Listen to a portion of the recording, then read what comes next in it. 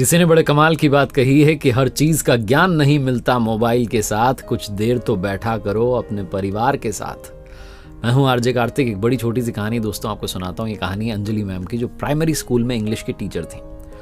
और एक दिन वो अपनी क्लास में थी और उन्होंने क्लास में सारे स्टूडेंट्स को एक सरप्राइज टेस्ट दिया। उन्होंने कहा कि आपको एक टॉपिक पर जो है ऐसे लिखना है, कुछ लाइन्स लिखनी है। और टॉपिक था माई विश, मेरी ख्वाहिश, कि मैं क्या चाहता हूँ। तो सारे बच्चों ने अपना अपना जवाब जो था आंसर शीट में लिख दिया। मैम को कॉपीज सबमिट कर दी। मैम घर आ गई। घर आकर के कॉपीज चेक कर रही थी और उनके हस्बैंड जो थे वो मोबाइल में लगे हुए थे, गेम खेल रहे थे, सोशल मीडिया चला रहे थे, बिजी थे। उनको पता भी नहीं था कि उनकी वाइफ जो है कॉपी चेक कर रही है, पास में बैठी हुई है। सब अपने अपने काम में व्यस्त थे घर में। दादाजी अपने मोबाइल में लगे हुए हैं, दादी जी अपना फ़ोन चला रही हैं। सब अपने अपने मोबाइल में बिजी, अपने अपने जो है दुनिया में मगन थे। जब कॉपी चेक कर रही थी अंजलि मैम, तो एक कॉपी में जवाब पढ़ते पढ़ते उनकी आंखों में आंसू आ गए और आंसू टप टप गिरने लगे। हस्बैंड का एकदम से ध्यान गया कि तुम रो क्यों रही हो अंजलि? वो पूछने लगे। मैम ने कहा कि इसमें जवाब भी कुछ ऐसा लिखा है। तो हस्बैंड ने पूछा ऐसा क्या लिखा है कि तुम्हें रोना आ रहा है, और क्या टॉपिक था जिस पर इतना तुम परेशान हो गई हो? कोई इमोशनल बात थी? अंजलि मैम ने कहा नहीं, टॉपिक तो बहुत आसान था। मैंने बच्चों से कहा कि आज माई विश, मेरी ख्वाहिश पर कुछ लिख करके बताइए। और एक बच्चे ने कुछ ऐसा लिख दिया है जो पढ़ करके मेरी आंखें नम हो गई हैं। मैं समझ नहीं आ रहा है क्या करूं। हस्बैंड ने पूछा नहीं क्या लिखा है?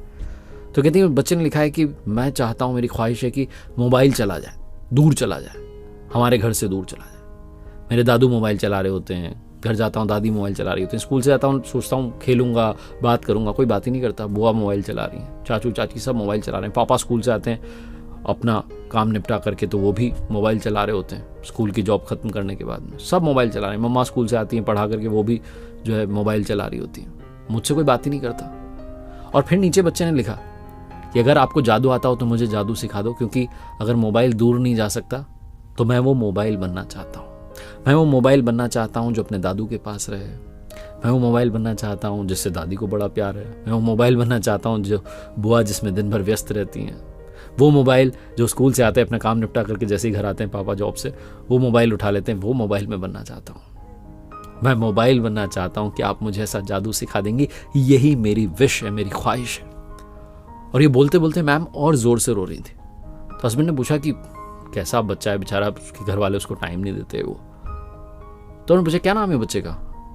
अंजलि मैम और रोने लगी, कहने लगी अपने गोलू ने लिखा है, अपना बेटा मनीष जो मेरी ही क्लास में मेरा स्टूडेंट भी है, और वो ये लिख रहा है कि उसे घर में कोई टाइम नहीं देता हूँ, मोबाइल बनना चाहता है।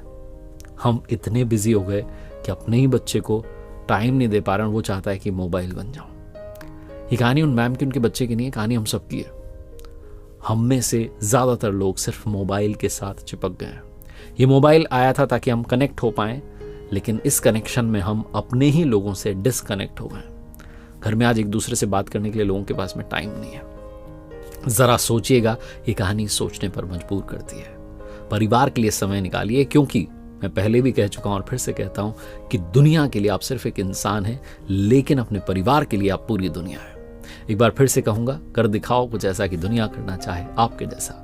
ऊपर वाले के आशीर्वाद के साथ, अपनी मेहनत के साथ, अपनों के प्यार के साथ आगे बढ़ते रहिए।